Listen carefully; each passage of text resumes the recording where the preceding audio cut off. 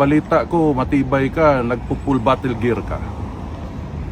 Pagdating ng panahon na may kaharap ka na naka-full battle gear, matibay ka man kaya, huwag kang pumiyok ha.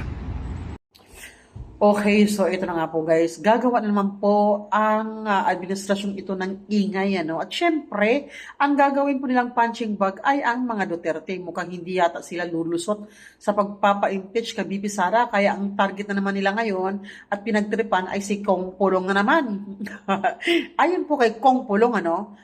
Yun pa, ano, nabalitaan kasi niya guys dahil napanood po niya yung vlog ni Boss Neil kagabi na nandun nga po sila, no? Marami po nag-volunteer na nakabantay doon sa bahay mismo ni Kong Pulong dahil nabalitaan din po nila na may lulusog nga daw po na asong ulol na matibay naka full battle gear daw itong taong ito, no? Ayun din po, si Kong Pulong din po mismo nagsabi na matibay daw itong asong ulol na ito, naka full battle gear pa daw umano ito para lang lusubin ang kanyang bahay.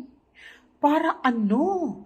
Para pagtakpan at ilihis na naman po ang viral na mali-malitang pera na ninakaw ng administrasyong ito. Hindi ako nagsabi niyan, ang 18 Marines at si Zaldico mismo ang nagsabi.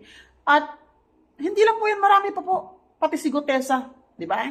So, para mapagtakpan, gagawa naman sila ng ingay. Pero take note, kahit gagawa kayo ng ingay, ay hindi pa rin namin makakalimutan yung mali-malitang pera at ang flood control project. So, eto po yung video guys, panoorin po natin ang reaksyon ni Kong Pulong patungkol sa paglusob nga ng asong ulol na ito na matibay na naka-full battle gear. Yun po. Eto, panoorin po natin ang video ito. Congressman Pulong, kamusta po kayo today? Good evening, Alvin. Magandang Okay lang. Magandang hapon po, sir. Sir, tanong ko lang po sa inyo, kamusta po si Pangulong Rodrigo Roa Duterte? Okay naman, kumakain na sa oras at masaya. Narinig niya yung kanta ng mga kababayan natin nung birthday niya. Nakita niya rin yung mga video, pinakita sa kanya ng mga abogado. Masaya naman siya. At yun nga, parati niya sinasabi na wag na raw paggastusan ng pera sa pagpunta dito para sa kanya, okay lang raw siya sa loob. Sa oblo pala tawag niya. Congressman Pulong, something political lang po. Yes. Meron pong usapin ngayon, sir, circulating, no, na ang mga kababayan natin na sumusuporta sa iyo, nababalaka sila o nababahala sila kasi anytime daw bibisitahin ang bahay mo kay Mayor Baste at saka sa KOGC din, sir. Ano po yung masasabi mo dito? Bibisitahin? Bibisitahin po ang term, sir, para politically correct, sir. Bibisitahin. Isa'y mo bisita. Ngayon ko lang yan narinig, Alvin, no? Pero kung may bibisita, if that is politically correct, kung ko kasabot, bibisita ko, pero politika na. Kung may bibisita, narinig ko kanina lang ding umaga, nakita ko yung may nag-post na vlogger ng tiga Davao, si Boss Neil man ata yun. Yes, sir. Nakita ko, yun, nagtatanong-tanong ako, may bagong aso na naman ang bangag na pamilya. Matibay yan, matibay. Matibay yan siya. Nakilala ko rin yan noon, way back. Pinakilala sa akin, way back 2017 ata, yung matibay na tao na yan. Intindihan naman natin kasi may galit yan. May galit kasi ang napag-alaman ko noon, nung nagpakilala, gustong mag-apply sa isang posisyon sa gobyerno, napag-alaman namin na corrupt, kaya hindi natanggap. No? Alam mo naman to si Presidente Rudy, pag imbestiga, pag sa corruption ng tao, erase ka na agad sa mundo niya. So, maintindihan natin kung may galit yung bibisita, pero matibay yan siya. Siguro ngayon, nagkaroon ng sa Binisaya pa higayon na magkapera, binigyan siguro ng palaka dyan sa Malacanang na smuggler ng maleta. So, kanya yan. Kabalo ka, Bim. Ang sakit diha ba? kanang labi na ning mga kaigsuuna na tong Pilipino nga naa sa Luzon.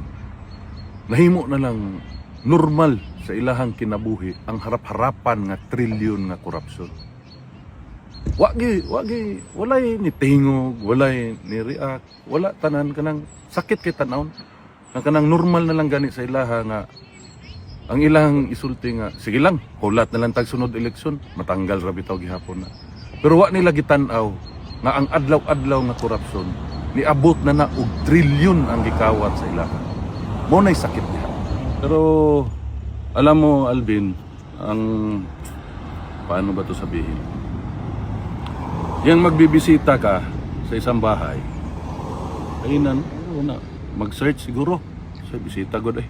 Ganun siguro, sir. Murag ana siguro ilang pasabot. Siyempre magkinahanglan man mga warrant ana gikan sa judge, gikan sa ang tanan mo partisipar diha. Basta inimbento gani ng inyong pagbisita sa among mga balay. Sugod sa judge nga nag-issue ug sa mga abogado nga ni-appeal ng mga iro ni Matibay, ang mga ganang matibay na tao. Pailad ro na namog kaso dismarbet pag-abot sa panahon. Ana ra na bin. Kabalo ka, alam nyo, no? Isa lang hilingin ko, tama pala, James. Og imo ni makitaan karon sa imong Facebook. Palihog lang, i-secure daan ang akong mga ginamos ug akong kusahos nga kabaw nga gikan sa akong mga paryentes Danau kay hinaguan na nila. Tagua daan kay basig ilaha pang hilabtan. Unya, ato ni sumpayan pa. Kay mo bisita man ka sila sa akong balay. Maura dito ay kinahanglan ma-secure yung ginamos ug akong kusahos nga kabaw. Kay lisod kay nang kusahos nga kabaw buhaton des Danau. Alam mo bin, itong bangag na administrasyon na ito, kung hindi na nga nila kaya, kita man nato, di na nila malimod ang ilahang corruption, nagsugod pa sa budget atong 2023, 22-23, antod tanang budget, ang ilang corruption sa flood control. Klaro man kita man mo mga tao. Kana di na gani malimod, kabalo ka ng elitista, na og di na niya kaya sagangon ang tanang labay sa iyaha, magpalaban dayon og iro. Ana na ang among tan-aw sa ilaha sa mga Bisaya. Dili tanang Bisaya, ako Bisaya man ko. Mao na akong tan-aw sa ilaha.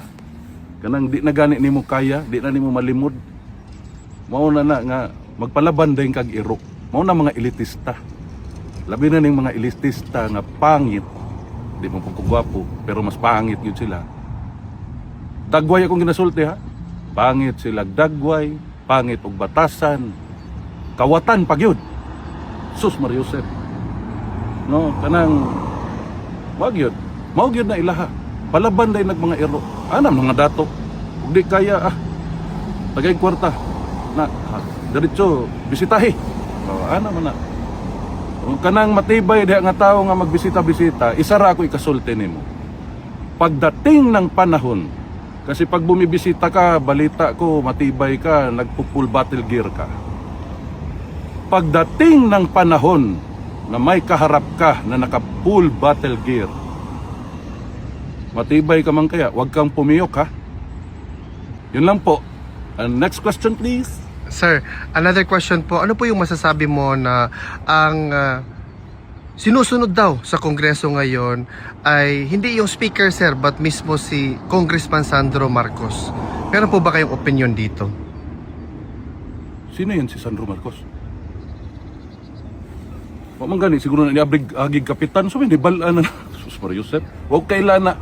Who is he? Pero na ako yung nibalaan sa iya. Hindi na ako masulti dire kay malaybel ta. Gaoban, may anak so nag-inom. Sir, just to conclude this interview, ano po yung masasabi nyo sa mga kababayan natin na hanggang ngayon, sir, patuloy pa rin, malakas pa rin ang suporta kay dating Pangulong Rodrigo Roa Duterte at sa pamilyang Duterte in general?